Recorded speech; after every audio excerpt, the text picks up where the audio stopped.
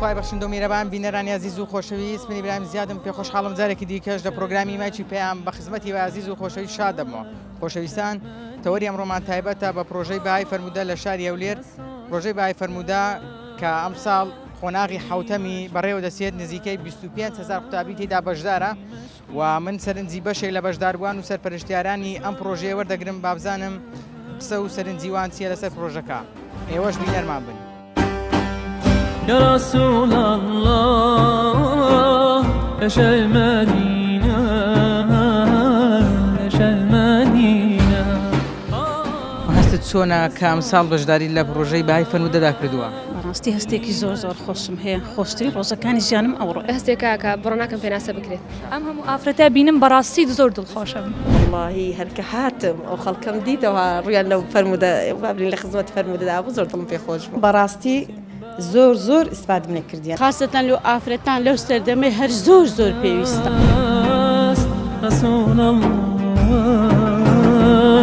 رسول الله دەپرسم سەرەتا هەستت چۆنە کە ئەم ساڵ بەشداری لە پرۆژەی بەهای فەرموودە کردووە؟ بەڕاستی هەستێکی زۆر خۆشم هەیە، خۆشترین ڕۆژەکانی ژیانم ئەوڕۆ. چۆن بڕیارتدا کە بەشداری لەم پرۆژەیەدا بکەیت؟ بڕیارەکەم تەنها لە پێناوی خۆ و پێغەمبەرمان درودی خوای لێ بێ. چەندەم ساڵە کە بەشداری لەم پرۆژەیە؟ وەڵای یەکەم جارمە و یەکەم ساڵمە ساڵە بەشداری. بەڵێ. باشە ڕۆژانە چەندێک کاتەکانی خۆت بەو پرۆژەیە تەرخان کردو؟ وەڵای ڕۆژانە تەرخانم کردبوو بە زیاتر بەخینەوەی فەرموودەکانی پێغەمبەر درودی خوای لێ بێ. باشە بە گرنگی دەزانی پرۆژەیەکی ئاوات هەیبەت بکرێت بە خانمان لە هەرێمی کوردستان؟ زۆر گرینگە، بە تایبەتی لە ڕۆژگاری و سەردەمی ئەمڕۆماندا زۆر گرینگە پرۆژەی ئەوها جێبەجێ بکرێت ساڵانە. باشە ئامانج چی بوو لە بەشداریکردن لە پرۆژەیە؟ ئامانجمان هیچ ئامانجێکمان نییە، تەنها ئامانج و هیوایەتمان پاداشدانەوێت لەلایەن خوای گەورە. هەستێکی زۆر خۆشم هەیە چکە لە پێناو خوای گەورە بەشداری ئەوم کردیا چاودێرم. بەڵێ. گرنگی ئەو پرۆژەیە لە چیدا دەبینی؟ گرنگی لەوەیدا کە خەڵک زیاتر یعنی دەستجع دەبیلەوەی کە ئیش خێرخوازی بکاتن و یعنی لایانی دینی بە پێش بباتن و خۆبەخشانە ئەمڕۆ چاودێری. خۆبەخشم بەڵێ لە پێناو خوا و پێغەمبەری صلی الله علیه وسلم. دەکەم زۆر دڵخۆشیش دیارە. الحەمدولله زۆر دڵخۆشم. باشە تۆ وەکو خۆت چەند خانمت ئاگادار کردوەوە هانت داون بەشداری لەم پرۆژەیەدا بکەن؟ خۆم سێ خانم ئاگادار کردەوە کە بەشداری وشێکی خێرخوازی بکەن. ئەمڕۆ چاوەڕێ دەکەی بە تایبەتی لە شاری هەولێر نزیکەی چەند قوتابی بەشدار بێ؟ نزیکەی بەخۆی حەدەدەکەی دیاری کرایە 25,000 کەس بەشداری کردیا. بەڵێ سوپاس سەلامت بەخێر بن سەرچاوە. دەستان خۆش بێ. سەلام عەلیکم. عەلیکم السەلام. پێم بڵێ هەستت چۆن ئەمڕۆ کە بەشداری لە پرۆژەی بەهای فەرموودە؟ هەستێکی زۆر خۆشم هەیە چونکە ئەمە یەکەم جارەکارێک ئەنجامدە لە پێناوی خوای گەورە و پێغەمبەری خۆشەویستمان صلی الله علیه وسلم، بۆیە هەستێکە کە بڕۆناکەم پێناسە بکرێت. باشە پێم بڵێ یەکەم ساڵە بەشداری لە پرۆژەی بەهای فەرموودە دەکەی؟ باشە چۆن بەشداریت کرد؟ ڕاستی لە ڕێگەی هاوڕێیەکمەوە بوو کە هاوڕێیەکی زۆر باڵەپۆش و ئیماندارە کە ڕێنموێنی کردم بۆی بەشداری لەو زۆرە پرۆژانەدا بکەم بۆی بتوانم کارێک لە پێناو خوای گەورە و پێغەمبەرمان ئەنجام بدەم. پێم بڵێ کە بەشداریت کردووە گرنگەکەی لە چیدا دەبینیەوە؟ ڕاستی گرینگە بۆ هەموو هاوڵاتیەک و هەموو مرۆڤێک کە زانیاری هەبێت لەسەر ژانی پێغەمبەرمان صلی الله علیه وسلم و ئەو فەرموودانی کەوا بۆ ئێمە گرینگە بۆ ئێمە بەجێ هێشتون بۆ ئێمە شوێن ڕێنمایەکانی ئەو بکەین. باشە لە کاتی خوێندنەوەی فەرموودەکان پێغەمبەری خوا درود و سەلامی خوای لەسەر بێ چ فەرموودەیەک نوێ بوو بەلاتەوە؟ ڕاستی زۆربەی فەرموودەکان بەلای منەوە نوێ بوون بە تایبەتی ئەو فەرموودانی کە باز لە گرنگی ئەرکی دراوسێتی دەکاتن و ئەرکی خێزان لەسەر هاوسەرەکەی زۆربیان ینی گرنگ نوێ بوون بۆ من کە پێشتر زانیارێکی باشم لەبارەیەوەنەوە نەبوو. زۆر باشە پێم بڵێ ڕۆژانە چەندێک خۆت پێوە خەریک دەکرد بە فەرموودەکان؟ ڕاستی نزیکەی سعاتێک ئەوە سعات و نیەگە پێی مەزال زیاتر هەڵم دەدا بە مێشکێکی سافەوە بچمە سەر کتێبەکە بۆی بتوانم سوودێکی زۆری لێ ببینم. باشە لە 100 فەرموودەدا چەند فەرموودە لەبەر کردووە؟ ڕێژەیەکی زۆر کەم چکە وەکو چاودێر بەشداریم کردووە ویستم زیاتر کار بەەوە تەرخام بکەم کە وەکو چاودێرێک ئەرکی خۆم بەجێ بگێنم بۆیە کمترین بەلەبەرکردن بەسەر. تۆ ئێستا لەم پرۆژەیە چاودێری لە بەرامبەردا هیچ بڕەپارەیەک وەردەگریان خۆبەخشانێ؟ نەخێر بە دڵنیایی و هیچ بڕەپارەیەک نییە وەکو خۆبەخشێک ئەنجامی دەین تەنانەت ئەگەر ئەوانیش بڵێن کە پارێکی ئێمە وەری ناگرین چکە وەکو لە پێناوی خوا و لە پێناوی پێغەمبەرمەوە لە پێناوی ئەوەی کە لە ڕۆژی دوایی دەشتێکمان پێ بێت ئەم کارە ئەنجام دەدەین. فەرموودەکانی پێغەمبەر صلی الله علیه وسلم کە لەبەر دەکرێت کە ئەمەش تەوەسیلەک دەبین لە بەوان کە لەسەر چاودێر بین لە سەریان بە خۆشحاڵی ئێمەش قبوڵمان کرد. زۆر باشە تۆ وەکو چاودێرێک پێم بڵێ گرنگی ئەم فەرموودەیانە یان گرنگی ئەم پرۆژەیە بە تایبەتی پرۆژەی حوتەم کە تایبەتە بە خانمان گرنگەکەی لە چیدا دەبینیەوە؟ گرنگەکەی لەوەیە کە ئێمە زیاتر پێغەمبەر صلی الله علیه و سلم ئاشنای دەبین زیاتر بە قسەکانی زیاتر ڕۆژانەش بێخینە سەر کردارەکانمان ئینشاءالله ژیانێ لۆ بۆ ژیانمان هەم جوانترێ هەم لە بۆ دنیا و هەم لە بۆ قیامەت ئینشاءالله. پێم بڵێ خۆت چەندێک لە هاوڕێیانت لە دۆستانی خۆت ئاگادار کردوتەوە کە بەشداری لەم پرۆژەیەدا بکەن؟ وەڵا خۆم ئاگادار کراومەتەوە لە ئەم برادێکی عەزیزمەوە. ئەو یەکەم ساڵە؟ بەڵێ یەکەم ساڵمە یەکەم جاریشمە بەشدار دەم لێرکان بە خۆشحاڵیەوە. دەبا بزانم کە یەکەم جارە چه هەستێکی لەلا دروست بووە؟ وەڵی هەستێکی زۆر زۆر خۆشە الحەمدولیلا کە لێرکوانش ینی واز دەکەی کە لەسەرەوە پێغەمبەر صلی الله علیه و سلم سیرمان دەکاتن ئەمەش بە شانازیەوە ئینشاءالله دەبینەوە شەفاعەتمان لۆ دەکە دەبینە وەسیلە کە شەفاعەتمان لۆ بکە ئینشاءالله. وڵای گرنگێکی زۆر زۆر هەیە لەو خۆشتر نابی دوای خاستەن لەو سەردەم و لەو ئەوە بەردەوام بی ئەو خێرە خۆشترە زیاتر بی باشە ئەو پرۆژانە بەردەوام بێت. بەڵێ ئەرێ وڵا زیاتر بیتنی هێشتانەکە احتیمامی پێ بدرێتم خاستەن لەو ئافرەتان لەو سەردەمەی هەر زۆر زۆر پێویستە. چی پێویستە؟ وڵی پێویستە بە خۆت دەزانی زروفەکە زۆر ناخۆشە چەند ئافرەتان و خوشکان بێنە ناو ئەو بەرنامە و ئەو پرۆژە خێرەی هێشتا هەرکەمە. باشە پێم بڵێ بابزانم هەستی تۆ چۆن ئەمڕۆکە کە بەشداری؟ زۆر زۆر خۆشە هەستەکی زۆر زۆر خۆشمێ الحەمدولیلا کچەکانم بەشدارن خۆم چاوە دێرم الحەمدولیلا. چەند کچت بەشدارە؟ وڵای دوو کچم بەشدارە. چۆن هانتدان کە بەشداری بکەن لەم پرۆژەیە؟ خوا یەکەم جارێ کە پێم گوتم کچم بەڕاستی ئەوە خێرەکی زۆر زۆر گەورەیە لەوە خۆشتر نابی یعنی ئەتوو بچێ ناو ئەو بەرنامەی خاستەن بەهای فەرموودا لەوە خۆشتر دەبێت و بتانی هەر یەک دوو حەدیثە چیش لەبەرکەی هەم زانیاریت لە دینەکەت دەبیتن. دەتوانین بڵێن ڕێگایشە بۆ ئەوەی دوورکەونەوە لە تەکنەلۆژیا خەریکی خوێنەوە بن؟ ئەرێ وڵات تابعاە ئەدیکو ئێستا ینی بۆ نمونە من مندارەکانم لەگەت تەکنەلۆژیا ڕێگریم لێ کردینە بەڕاستی ڕێگرم لەو شتەی لێ ناگەڕێ منداڵەکانم بەشداری ئەو شتەی بکەن.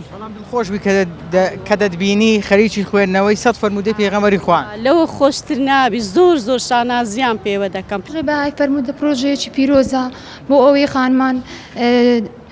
خانمان دوورکەونەوە لە لایەنی تەکنەلۆژیا ئێستا کە زۆر بەرەو خراببوونە ئەم پرۆژەیەوە ها دەکاتن کە بەرەو پێش بچی ئاینی ئیسلام پرۆژەکە پرۆژەیەکی گەورەیە لایەنی چەندێک دڵخۆشی کەمڕۆ سەرپەرشتی بەشی لە قوتابیان دەکەی؟ وەڵا ئەوڕۆ زۆر خۆم بە پێ خۆشحاڵ دەزانم کە بەشداری ئەم پرۆژەیەم کردووە چکە ساڵە بەشداری دەکەی؟ بەڵێ یەکەم ساڵا من مامۆستا ئینگلیزیمە بەس لەبۆر ئەوەی ئەو پرۆژەیە بەشداریم کردو دایان لێ کردم منیش بەشداریم کردو بۆ ئەوی بەرەو پێش بچەوە ئاینی ئیسلام پرۆژەیەکی زۆر سەرکەوتووە بەڕاستی زۆر پێمان خۆشحاڵە مامۆستایەکی زۆر بەشداریان تیادا کردووە منیش بەشداریم تێدا کردو بۆ ئەوەی ئاینی ئیسلام بەرەو پێشەوە بچیت و گەنجەکانمان زیاتر پەرە بەو لایەنە بدەن لایەنی ئیسلامەتی بەڕاستی ئێستا کە تەکنەلۆژیا زۆر بەرەو خراپبوونە بەڕاستی حەزمان لێ زیاتر گەنجەکانمان بەرەو لایەنی ئاینی ئیسلام بڕۆن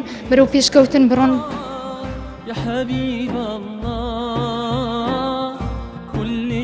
وەکو خانوویەک بازانم هەستت چۆنە کە ئەم ساڵ بەشداری لە پرۆژەی بەهای فەرموودەدا کردووە؟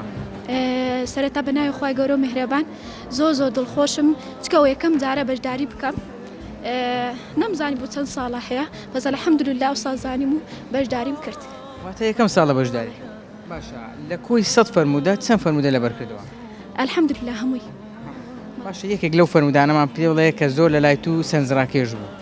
ئەوانەی کە زیاتر باسی ئافرەتان و هاوسەران دەکەن بۆ نمونە دەڵێتن عن أبي هريرة رضي الله عنه قال دەرێتن ئەتە النبي دەرێک پیاوێک هاتە لای پێغەمبەر صلی الله عليه وسلم فەرمووی لەگەڵ کێ زۆر چاکە کار بم گوتی دایکم چەند جار دووبارە کردو 3 جار دووبارە کردو هەر گوتی دایکم دوای گوتی کەی چیر گوتی باوکم یعنی سێ پلە بەرزترە لە باوک دایک یعنی ئەوە زۆر ئەوەی کردم وەی کرد کە یعنی هەم ڕێزی دایکمان بگرین هەم پێغەمبەرمان صلی الله عليه وسلم لا خۆشەویستریش بێ. لێرەوە لە دەتوانین بڵێن لە ڕوانگەی ئەم فەرموودەیەوە تێگەیشتی کە ئاینی پیرۆزی ئیسلام ڕێزێکی زۆری لە خانمان لە دایکان ناوە؟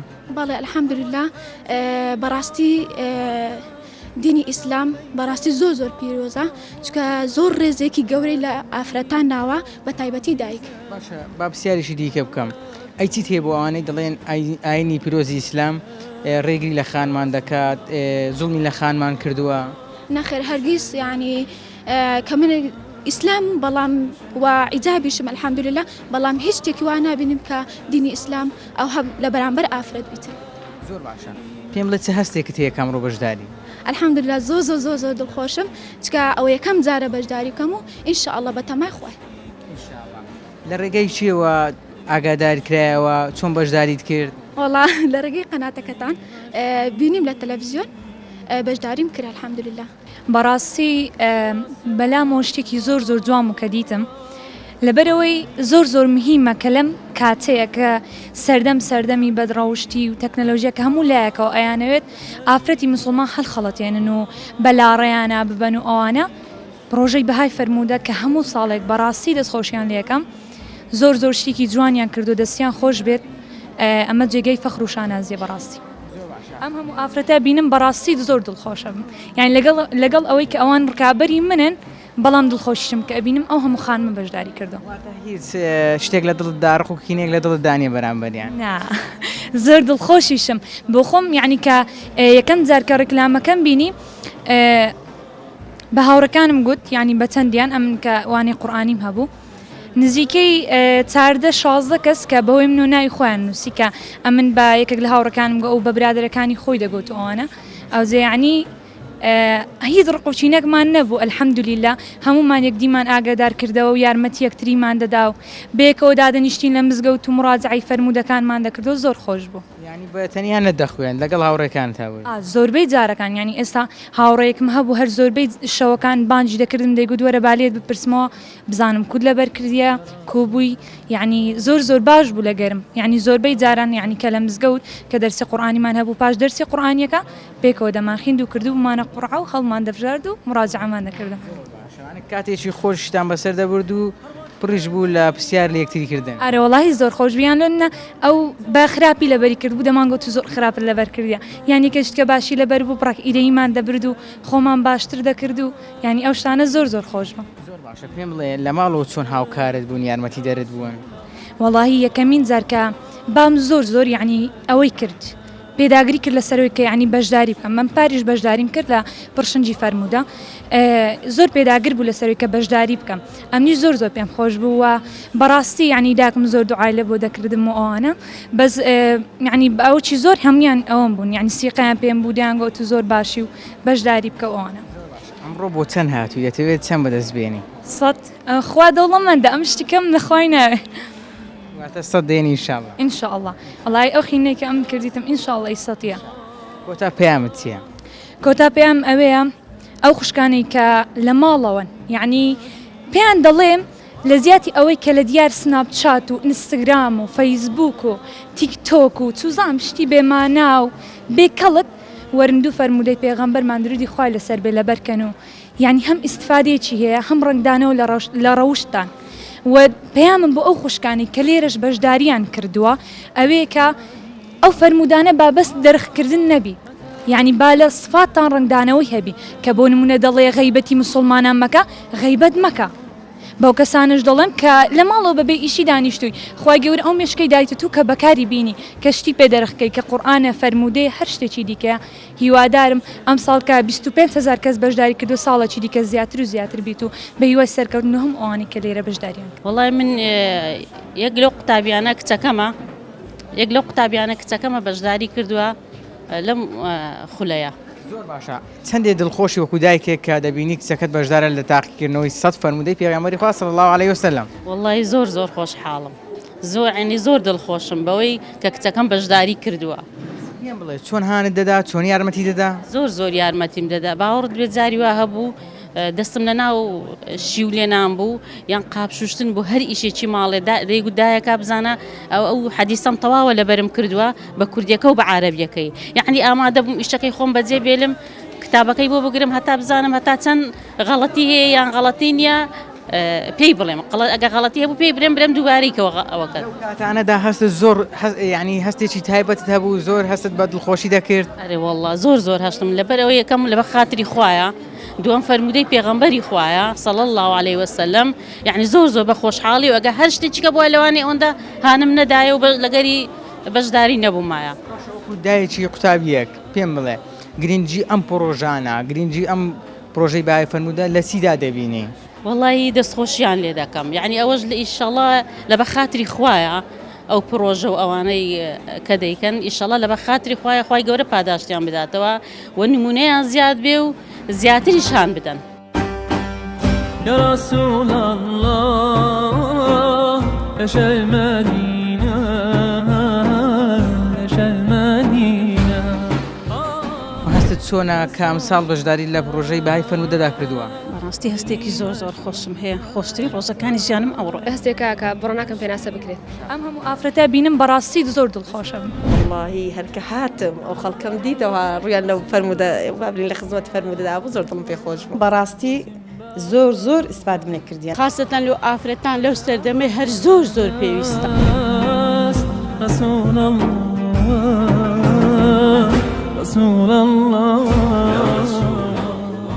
دەبینم ئەمڕۆ بەشداری لە پرۆژەی بەهای فەرموودە چی وای کرد کە بەشدار بی؟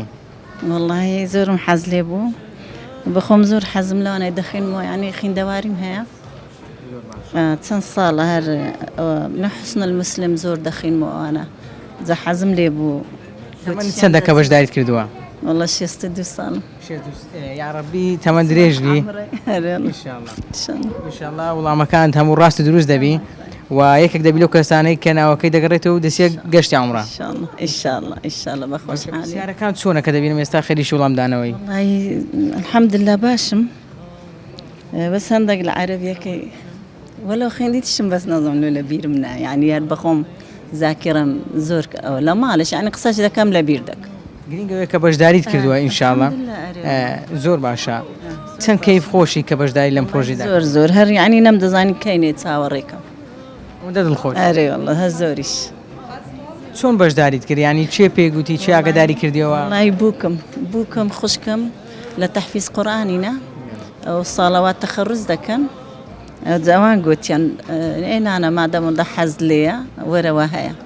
چیت هەیە بۆ خانمانەی کە بەشداریان نەکردووە پێت باش ئەوانیش بەشدار بن؟ ئارێ وڵا پێیان دەلەوێ یعنی حەزم لێ بوو زۆریش بە کەس و کاری خۆم گوت یعنی هەبوو زروفیان تاوە نەبوو منداڵی ساوایان هەبوو لە بە هەندێ نەخۆڵە ئەوانیش حەزیان لێ بوو. ئەو فەرمودانە کە تایبەت بوو بە خانمان فەرمودەکان ئاسان بوون قورس بوون؟ وڵی هیچ قورس نییە هەموو خوێندیە بەس ئەم یعنی زاکیڕەم هەندێک تاوانە یعنی لە ماڵی قسەش دەکەم منداڵ دەڵێن دا دیوەت نەگوت دەڵێم کەینێ یعنی لە بیر دەکەم. خۆشی گیانەکەم. سلام علیکم. سلام ورحمة الله وبركاته.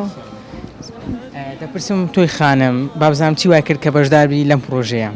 بەڕاستی زۆرم حەز دەکرد کاتێک لە تەلەڤیزۆن کلامی بۆ کرد کەوا فەرموودە هەیە زۆر تامەزرۆ بووم بۆ ئەوەی هەم سوودێکی لێ ببینم و هەم بزانم تا چەند لە فەرموودەکان پێغەمبەر صلی الله علیه وسلم شارەزامە هەر ئەوەش وای کرد کەوا بەشداری تێدا بکەم. ئەم پرۆژەیە کام جارەیان تایبەت کرا بە خانمان بە گرنگی دەزانی کە بۆ خانمان دیاری کرا؟ بەڵێ زۆر تەکید من خۆم کە ئافرەتم سوودێکی زۆرم لێبینی هەم دەبی کاری پێ بکەین و بەڕاستی زۆر پێم باش بوو کە تایبەت بوو بە خانمان و بۆ هەموو تەمەنێکەوە دەگونجا. چەندی بە گرنگیشی دەزانی لەگەڵ خوێندنەوەی فەرموودەکان و شارەزابوون لێیان لە کردار و ڕفتارماندا ڕەنگ بداتەوە؟ تەبعاً دەبی کە ئێستا ئەمە بەس نابی بخوێنینەوە و بەس سەیری بکەین دەبێت لە ڕۆژانەی خۆماندا بەکاری بێنین و بزانین چۆن کاری پێ بکەین نەک تەنها ئەو زارەچی و بیخوێنینەوە و تەوا بڵێن ئەوە ئەمە خینمانەوە. بابزانم بەتەنیا بەشداری کردویان لەگەڵ هاوڕێکاندا؟ لەگەڵ خوشکمدا خوشکیشم هات ئیمتحانی تێدا کرد و هەردووکمان تێدا بەشدار بووین. بەیەکەوە دەتان خوێند؟ بەڵێ بێکەوە کاتێک نمونە فەرموودەیەکمان لەبەر دەکرد پێکەوە لۆ یەکتریمان نەوت تا بزانین چەند تا چ ڕادێک تاوا لەبەرمان کردووە. باشە ئەو خەڵاتانەی کە دیاری کراون بە شایستی دەزانی؟ تەبعاً وەلو شتێکی زۆر باش بوو و ئەوە دەکاتن هانی ئافرەتەکان دەدا هەم ئێستا نمونە خۆم عەزم لێیە گەشتی عومرەکەم بۆ دەرچێتن کە تێیدا خۆشم بۆ ماندوو کردووە بەڕاستی زۆر دیارەکان شایستن و زۆر باشن دەستخۆشییان لێ دەکەم ئینشاڵڵا میشە جێ ڕێز و ڕەزامەندی دەبن و سەرفرازی هەردوو دنیا دەبن. الحەمدولله لەخوا بەزەربی پرسیارەکان باش بوون تا ڕادەیەکی قورسی شتێدا بەڵام بەعام پرسیارەکان زۆر باش بوون زۆر سوودی هەبوو زۆر سوودمان لێ بین لە کتابەکەش کتێبەکان سوودی هەبوو زۆر سوودیان هەبوو ئامادەکرد و تاقیکردنەوەکان لەو کاتەوەی ڕەگەیەندرا لەو کاتێک کتابەکەمان هەتا بەدەست کرد اینجا دەستمان پێ کردو لەخوای بەزیاد باش بن الحەمدولله. تەنها بەشداری کردویان لەگەڵ خوشکێک یان لەگەڵ هاوڕێیەکت؟ وەڵا ئەم بەتەنیا بم بەس خزم و ئەوانە هەبوو برادر ئەوانش بەشداریان کردیان. ئامانجە چی بوو لە وەشداریکردن لەو پرۆژەیە؟ بێگومان سوودگایاندن بەخۆم سەرەتا تێگەیشتن لە فەرمودەکانی پێغەمبەرمان صلی الله علیه وسلم و سوودێکی زۆر باشمان لێبێ.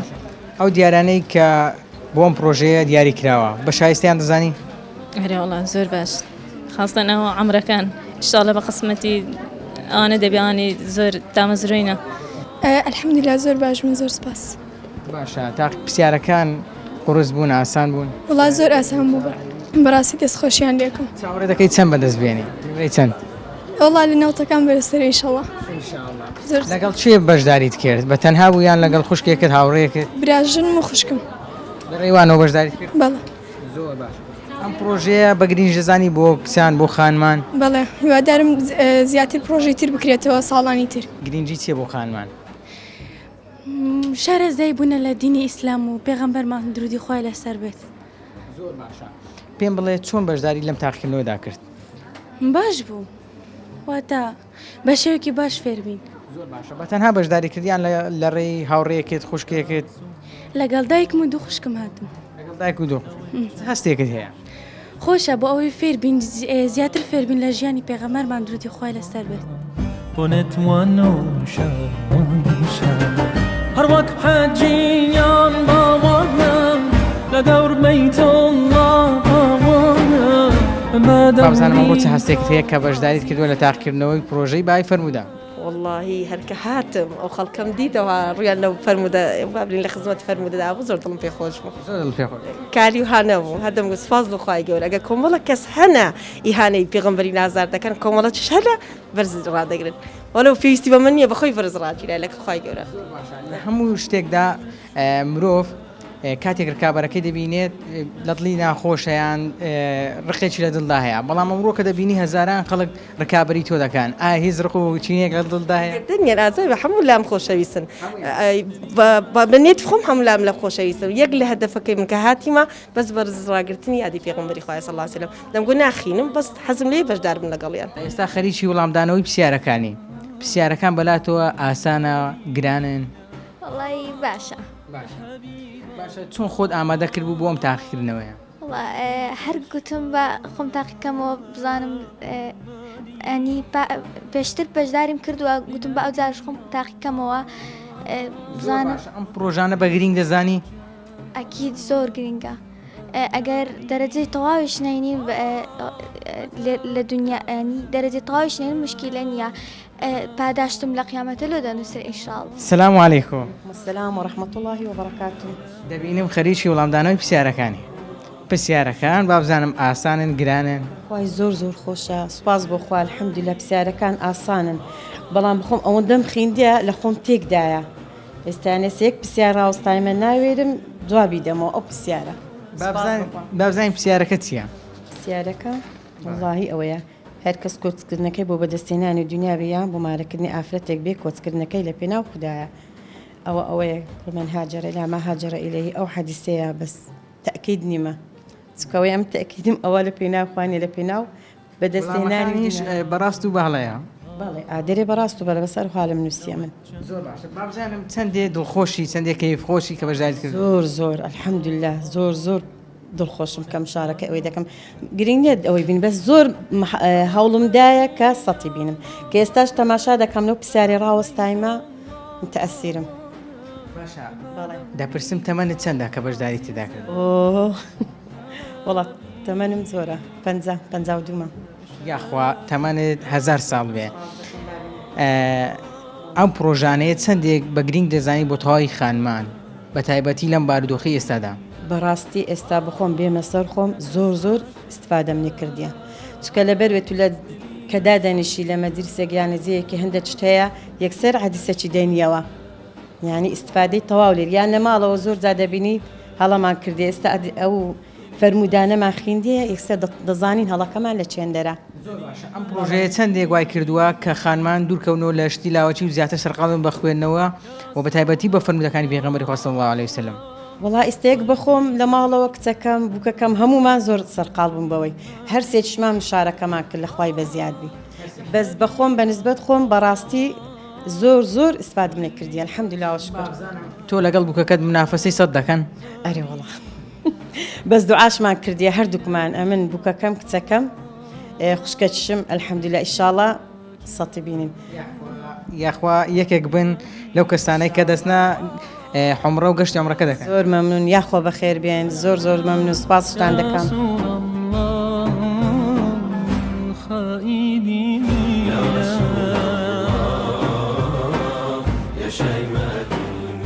بەڵای زان و خۆشەویستان ئەوەی کە زۆر جێی سەرنجم بوو لەم پرۆژەیە بە تایبەتی کە خانمێک بە بادینی ئێستا وڵامەکانی کە پرسیارەکانی لە پێشە پرسیارەکان بە سۆرایی نووسراوە و بابزانم هەوڵی بەدەستێنانی چەندی ژەدا ئێوە لەگەڵمان نابن دەپرسم پرسیارەکان بە سۆرانین تا چەند بۆ تۆ ئاسانەکە وڵامی پرسیارەکان بدەیەوە والله باشە الحەمدلله ئەنی گەرەک زەحمەت نابوون تێگەهشتن بەس بۆ من نویسی نەزانی الفێرە کچکەکێ خودجارات انشاءالله هاری کاریا مکر گوتی من بۆ عربی شرحت کرد و ادیت کرد بس من اسئله شرحت کرد زۆر باش هاریکاریوان باش بوون لەگەڵتە گەرەک باش بوون ئەرە والله الحەمدلله باشە تو چەند کەیف خۆشی کە بەشداری لەم پرۆژێدا کرد گەرە کەیف خۆشم الحەمدلله ئەستی من گەرە حەست کرد ئەس بەشداری بکەم ئەس حەسکەم سادی بینم ژبەر يعني كواف ناخوندنا من نبي تريجر مثل حسكم جباركم وصادق داس ببينا إن شاء الله يعني أو بروجي نبوي تريجر لبردمتو؟ لا والله زور باشا استباب زانم ولا كانت شون دعوتها تن بسيارد معه إيك خالمي بلا إيك خالمي من همية جابدان برايام الدرس يعني أسزر كم درس بس بإيك خال يومي هذا ساري راستي يومي زور باشا بتماي قصة بيني إن شاء الله إن شاء الله دوعات كردوا كتويك كبيلة وكسانة كبسيا عمره وقشت عمرك أرى والله همي بيوم أوت مع عمري السر في بروجة إن شاء الله أبى جاردوي أز بجداريت كم جارك رخي بودينا مكربو أبى جاردوي جاز فرد كم چه هاری کاری تذکرت؟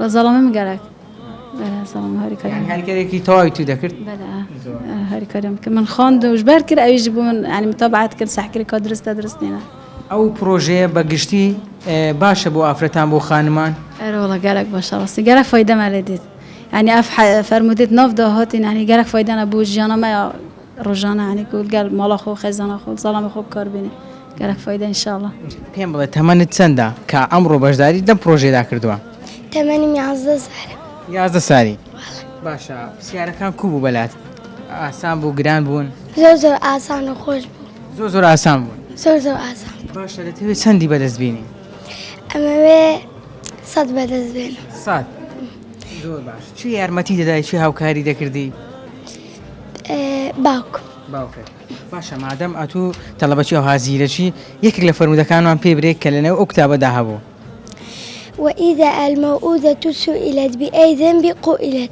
وتاهر كتيكي زنده بطل بسيار لذكرت ك بوتي زنده بطل كريتو بتي هويك وبتي گوناحێک زیندە مردویت زۆر باشە پێم بڵێ بێزگە لە باوکت داکە لە ماڵەوە یارمەتی دەدا یان خوشکەکانت خوشکەکانت ئەی چەند هاوڕێی خۆت ئاگدار کردەوە کە بەشداری بکات لەم پرۆژەیە یان چێ پێگوتی کە بەشداری بکەیت مامم ئامۆزان پێیگوتم گوتی بەشداری بکە گوتی بەشداری بکەم نیش بەشداریم کردو زۆر باشە بەگشتی پرۆژەکە باشە بەلاتەوە زۆر باش حەز دەکەیت تۆ یەکێک بی لەو کەسانەی کە دەچێتە عومرە و گەشتی عومرەکە ئەنجام دەدا بەڵێ زۆر والله الحەمدولله لە فەزلی خوای گەورە زۆر ئاسان بوو دەستخۆشی لە پەڕێزیان دەکەم لەوە پرۆژەیە جوانە بەڕاستی سوودی زۆر هەبوو لە بۆمان سوودی چ بوو؟ سوودێکی زۆری گیان وەکو ئافرەت بە تایبەت فەرمودەکان تایبەت بووم بە ئافرەت بەڕاستی من وەکو خۆم سوودی زۆرم نەبینە بە هیوای ئەوەش انشاءالله ئەوانەی کە بەشداریشان کردەوە هەمووی سوودی بینن ئەخۆی پێغەمبەر صلی الله علیه و سلم کە یعنی ئەو حەدیثانەی لە بۆ مەدانە و فەرمودانە دوای خۆی جێشت یعنی هەمووی هەر لەو بابەتانەی کە سەبارەت بە ئافرەتەوە بابەتی ترە هەمووی الحەمدولله خوای گەورە يعني لە بۆ مەفەزلەکە پێی داوین کە سوودی هەیە لە بۆ ئینسان لە بۆ مسلمان لە بۆ مرۆڤایەتی جایوادارم ئینشاءڵڵا هەمووی دەست بگرن با حەدیث و فەرموودا و لەسەر ئەو بنەمای سونەتی بژین ئینشاءڵڵا. پێم بڵێ چۆن بەشداریت لەم تاقیکردنەوەدا کرد؟ ئایا لە ڕێی ڕیکلامەوە بوو یان لە ڕێی هاوڕێکانتەوە بوو چۆن بوو؟ بەڵێ بخۆی جاری پێشتریش بەشداریم کردیە هەر لە ڕێی ئیعلانەوە الحەمدوللا کە بخۆم زۆر متابعی دەکەم یعنی پێم خۆشە ینی یەکێک لە دراستەکانی شەرعی کە حەزم زۆر لێتی لە دوای حەفزی قورئانەوە کەیفم بە زۆر بە فەرموودەی دێ جاکە ئەو بڵاوکردنەوەی کرا لە فەیسبوک و لە تۆڕە کۆڵەمە ئەوانەوە لەوە بەشداریم کرد بەس چەندێکم پرۆژەوای کردووە کە خانمان دوورکەونەوە لە شتی لاوەچی و سەرقاڵم بە خوێندنەوە بە تایبەتی بە فەرمودەکانی پێغەمبەری خوا صلی الله علیه وسلم. والله بێگومان ئینسانەگەر بێتون و ئافرەتانەگە بیانەوێ کەوا سودمەند بن لە فەرمودەکانەوە طبعا ئەوە کە بەشداری دەکەن و کە دەیخوێنن تا حدەکی زۆر یعنی کاتیان لە بۆ دەگەڕێتەوە کە مەجالیەوەی نییە خەریکی شتێکتر بن کەشتی بێمانایان پرۆپوز یعنی وان لێ دەکەن ناچار خەریکی لە بەرکردنی فانی حتا تو دەڕۆیتە دەرەوە و بە تایبەت کە و بەرنامەیدایان بەزاندوە لەسەر مۆبایلە دەتوانین لە زیاتیەوەی سەری شتی پرۆپوز بکەی هەر لەو مۆبایلەوە فەرمودەکان لەبەردەکەوەش سوودێکی زۆر دەگەینێ بە خانمان و خوشکان. بە کورتی دەمێ بزانم ئامانجت چی بوو کە بەشداریت کرد لەم پرۆژەیە؟ واللهی ئامانجی سەرەکی من ئەوە بوو تەنها فێری فەرمودەکان بوومە ئاشنای زیاترم هەبی بە فەرمودەکان و سوودی دنیا و قیامەتی خۆمی هەبی و پاشان سوود بە خەڵکی تریش بگەینم ئینشاءالله. پرۆژەی بەهای فەرموودا گرنگی چی بوو بۆ خانمان؟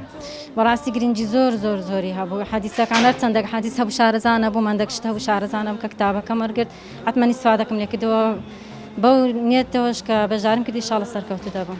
پشتی پرۆژەکەت پێ چۆنە؟ والله زۆر زۆر باشە زۆر یعنی ئیسفادەی زۆری هەیە ئیسفادەی لێ دەکەین خاصن لە ئافرەتان چکە پەیوەند بۆ ئافرەتان ئیسفادەمان لێ کردی ئینشاءالله. چەند سەرپەرشتیاران مامۆستایان هاوکارتان بوون؟ بەخوای زۆر باش بوون زۆر یعنی یارمەتی دەرەکەت چ بوو بەس چاودێر بوونەوە نەبوو لە ئیمتیحانەکە یارمەتی بدەن بەس چاودێرمام زۆر باش پرسیارێکتان هەبوایە وەڵامی پرسیارەکەتان دەداوە؟ نانە هیچ گلەیمان لیان نەبوو سەرکەوت بوون ئینشاءالله خێربانیش دەکەم. چەندێ دڵخۆش و کەیفخۆشی کەمڕۆ بەشداری تێدا کردووە؟ والله هەم دڵخۆشم هەم گریانشم دێت چکە زۆر دەترسم لەوەر دوو هۆکار بەشدارم کە یەکەم هۆکار لە حەدیثەکانی پێغەمبەر صلی الله علیه وسلم بەشداری بکەم دووەم هۆکارم بە قەبری ئەو بگەم ئینشاءالله سەرکەوتو دەبم. باشە با بزانم گوتت هەم کەیفخۆشم هەم گریانم دێ بۆچی گریانت دێ؟ والله لۆی گریان دێ هەم بەرجارم کردی هەم دەشترسێم یعنی بە کورتی عەمڕەکەم بە قسمەت نەبی ئەو ئاخەم لە دریدەیە. باشە وەڵامەکانت بە جوانی و بە دروستی داوەتەوە؟ وەڵامەکان بەڕای خۆم هەموو ڕاستە ئینشاءالله سەتی دێنم. واتە نمرەیتەوە بەدەست دێنی؟ ئینشاءالله بەنا بەخوا ئینشاءالله. ڕۆژانە چەندێک خەریک بووی بەم فەرمودانە؟ بەخوای زۆر یعنی کاتی ئیشکردنی شەر خەریک بووم بڕوادەکەی کە لە مەدبەغم قاپم دەشش ڕقم لە پەردەی مەدبەغەکەیدا بوو قاپم دەشش سێرم دەکرد یعنی ئەوەن دەخۆم ساعات 5 سپێنانە دەستام شان بەردەوام خەریک بووم هەم لەگەڕی کەم داری ساواشمەیە بەس ڕێگر نەبووم پیاوەکەم زۆر یارمەتی دەرم بۆ بەڕاستی کەر ئیشەک لە مار هەبایە دەیکردان عازر نەبە یارمەتی ددام بەس فی سەبیلی بەشداری بکەم. پیاوەکەت هاوکار و یارمەتی دەرت بوو؟ زۆر هاوکارم بەگەڵ نەبایان نمتان زۆر جارها بووە دەرسم خوێناتونان عازر نەبوو یعنی چۆ لە دەرەشتی هینە بەحکومێ بەس دەرگۆ دەرسەکەی خۆتاواکە. چی وای کردووەکەوە ئاوا زۆر تامەزرۆ بێ؟ بەخوای ئەتو برێمە چکا ئەوەی گوتی ئافرەتی موسڵمان پێویستمان بە زانیارە پێویستمان بە شتیا لەسەر هەم لەسەر خۆمان ئەو حەدیثانەش هەم تایبەت بوون بە ئافرەتان هەموو پێغەمبەر صلی الله علیه وسلم بگرە پشتگیری کردینە بگرە زانیاری زۆری پێداینە. يا رسول الله ايش المدينة ايش المدينة. هەستت چۆنە کە ئەمساڵ بەشداری لە پرۆژەی بەهای فەرمودەدا کردووە؟ بەڕاستی هەستێکی زۆر خۆشم هەیە خۆشتری ڕۆژەکانی ژیانم ئەوڕۆ هەستێکە کە بڕۆ ناکەم پێناسە بکرێت ئەم هەموو ئافرەتە بینم بەڕاستی زۆر دڵخۆشم. واللهی هەرکە هاتم ئەو خەڵکەم دیتەوە ڕویان لەو فەرمودە بابرین لە خزمەت فەرمودەدا بوو زۆر دڵم پێ خۆش بوو بەڕاستی زۆر ئیسفادەم لێ کردیان خاصەتەن لەو ئافرەتان لەو سەردەمەی هەر زۆر پێویستە. رسول الله رسول الله. بەڵای زەن و خۆشەویستانەوەی بینیتان سەرنجوو بۆ چوونی بەشێر لە بەشداربوان و سەرپەرشتیارانی پرۆژەی بەهای فەرمودە بوو خەڵکێکی زۆر بەشداریەکی زۆر بەشداریان تێدا کردبوو بووە بە کەیف خۆشی و بەدڵێشی گەرم و گڕەوە بەشدار بوون و فەرمودەکانیان پێ ئاسان بوو پێیان و ئەو بەشداروانەی کە لەم تاقیکردنەوەی ئەمڕۆدا بەشداریان کرد دەیان خواست هیواخواست بوون کە فەرمودەکان لە ژیانی ڕۆژانەشیاندا ڕنگ بداتەوە ئامانج لێی ڕەزامەندی خوای گەورە و پاشان پێغەمبەری عزیز بێ صلی الله عليه وسلم تا پرۆگرامێکی دیکەمتان بەخوای گەورە دەسپێرم خواتان لەگەڵ قلبي مشتاق للمدينة يا حبيب الله